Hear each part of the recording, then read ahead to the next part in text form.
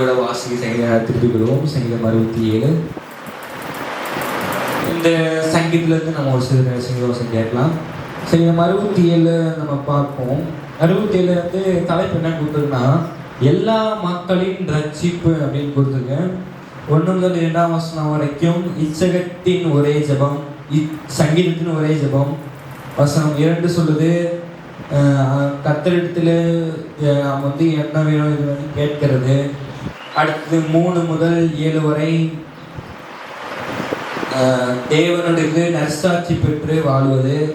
வசனம் 6 முதல் 3 முதல் 7 வரை. அடுத்தது வந்து 8 முதல் 7 வரை தேவனங்களை நற்சாட்சி பெற்று வாழ வைக்கிறதுன்னு கர்த்தரை துதிப்பன்னு வச்சிருக்கேன்.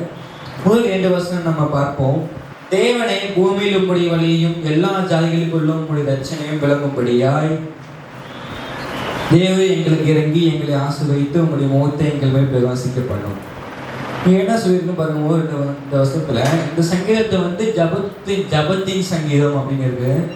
எல்லா மக்களும் ரட்சிப்புக்காக ஜபத்திலே நம்ம இருக்கிற சங்கீதமாக இருக்குது. வசனம் 2 சொல்லுது, அப்ப தாவீது வந்து ஆண்டவர் கேட்கிறாங்க, எல்லாரும் கேட்கறாங்க, எங்களுக்கு இறங்கும் ஆண்டவரே, எங்களை ஆசீர்வதியும், உமது முகத்தை எங்கள் மேல் பிரகாசிக்க பண்ணும் என்பது கர்த்தரிடத்துல மன்னிப்பு கேட்கிறாங்க. கர்த்தரிடத்துல மன்னிப்பு கேட்டு கர்த்தருடைய ஆசீர்வாதம் பெற்றுக்கொள்ள விரும்புறாங்க. ஆசீர்வாதமாக இருக்கின்ற ஒரு எஸ்பெக்ட் நாங்கள் வந்து ஆசீர்வாதமாக மாற்றி அதுக்காக ஜபம், ஆசீர்வாதமே எங்களை வைங்க, அதுக்கோசரம் ஜபம் பண்றோம் அப்படின்னு சொல்லி ஜபம் பண்றாங்க. வசனம் 1 என்ன சொல்லுது, பூமி உம்முடைய எல்லா ஜாதிகளுக்கும் உங்களுடைய ரட்சணையும் விழுங்கும்படியால்.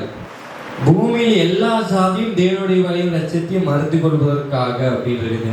நம்ம எல்லா பூமியில் இருக்கிற எல்லா ஜாதியாரும் தேவனை அறிந்து கொள்ளணும், கர்த்தரிடத்துல இருக்கணும், ரட்சணத்தை அறிந்து கொள்வதற்கணும் அப்படின்னு. எப்படி அவங்க அறிந்து கொள்வாங்க அப்படின்னா, நம்ம வந்து கர்த்தரிடத்துல நம்ம வந்து நற்பணி செய்து சத்தியத்தை சொல்லி சத்தியத்தை நற்செய்தி பணி செய்து ஜபத்தினாலே நம்ம வந்து அவங்களை வந்து விடுவிக்கணும். உள்ள எல்லா ஜாதிகளையும் நம்ம ஜபத்தினால விடுவித்து அப்பவும் செய்யும்போது பூமியில் எல்லா இருக்கிற எல்லா ஜாதிகளும் நம்ம கர்த்தருக்குள்ள வருவாங்க, ரட்சிப்பு கிடைக்கும்னு சொல்றாரு. 67 3ஆம் வசனம், தேவனே ஜனங்கள் உம்மை துதிப்பார்களாக, சகல ஜனங்களும் துதிப்பார்களாக. இங்க சொல்றாரு, எல்லா ஜாதிகளும் என்னை வந்து ரட்சிக்கணும், ரட்சிப்பு அடைவாங்கன்னு சொல்றாரு. அப்புறம் தேவனே ஜனங்கள் உம்மை துதிப்பார்களாக, எல்லா ஜனங்களும் உம்மை துதிப்பாங்க ஆண்டவரே, சகல ஜனங்களும் இந்த உலகத்தில் இருக்கிற எல்லா ஜாதியாரும் எல்லா கோத்திரத்தாரும் உம்மை துதிப்பாங்க அப்படின்னு சொல்றாங்க. அடுத்தது சங்கீதம் 67 6 முதல் 7, பூமி தன் பானை தரும், தேவனாகிய எங்கள் தேவனை எங்களை ஆசீர்வதிப்பார், தேவன் எங்களை ஆசீர்வதிப்பார், பூமியின் எல்லைகள் எல்லாம் அவருக்கு பயந்திருக்கும். பூமி தன் பானை தரும் சொல்றாரு பாருங்க. பூமி தன்பான தேவனுடைய பணியை நம்ம உண்மையா செய்யணும். கர்த்தர் நம்ம கொடுத்த வேலையை கர்த்தருக்கு நம்ம உண்மையா செய்யணும் அப்படின்னு சொல்றாரு. கர்த்தர் கொடுத்த வேலையை நம்ம கர்த்தருக்கு உண்மையா செய்யணும்னா கர்த்தர் அதுக்கு வந்து நமக்கு பரிபூர்ணமான ஆசீர்வாதங்களே பரிபூர்ண நன்மைகளே தருவார் என்று சொல்லியிருக்க. கர்த்தர் வந்து நம்ம தேவனுடைய பணியை எப்ப நம்ம உண்மையா செய்தவர்களுக்கு, கர்த்தருடைய பணியை உண்மையா செய்த குடும்பத்திற்கு கர்த்தர் வந்து ஆசீர்வாதம் வராம வைக்க மாட்டார், ஆசீர்வாதத்தை கட்டளையிடுவார் என்று சொல்லியிருக்குது. இந்த சங்கீதத்துல இருந்து நம்ம என்ன தெரிஞ்சுக்கணும்னா, முதலாவது எல்லா ஜனங்களும் ஜாதிகளுக்குள்ள ரட்சிக்கப்படணும் நம்ம வந்து விசுவாசிக்கணும்.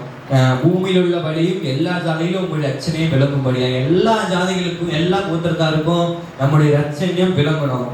அடுத்தது 2வது என்னன்னா, தேவனுடைய ஜனங்கள் எல்லாரும் தேவனை துதிப்பார்களாக, சகல ஜனங்களும் கர்த்தரை ஏற்றுக்கொள்ளாததும் தேவனை துதிப்பார்கள் என்று சொல்கிறது. 3வது நம்ம வந்து தேவனுக்கு தேவன் நமக்கு கொடுத்த பணியை நாம் உண்மையாய் நேர்த்தியாய் மனதார செய்தோம்னா கர்த்தர் நமக்கு பரிபூர்ணமான ஆசீர்வாதத்தை கட்டளையிடுவார். இந்த சங்கீதத்தை கொண்டு கர்த்தர் உங்களை ஆசீர்வதிப்பார். இப்பொழுது நாம் தேவனுடைய வாழ்க்கையை ஜெயிப்போம். நம்ம டேவிட் பாஸ்கர் ஜெயிப்போம்.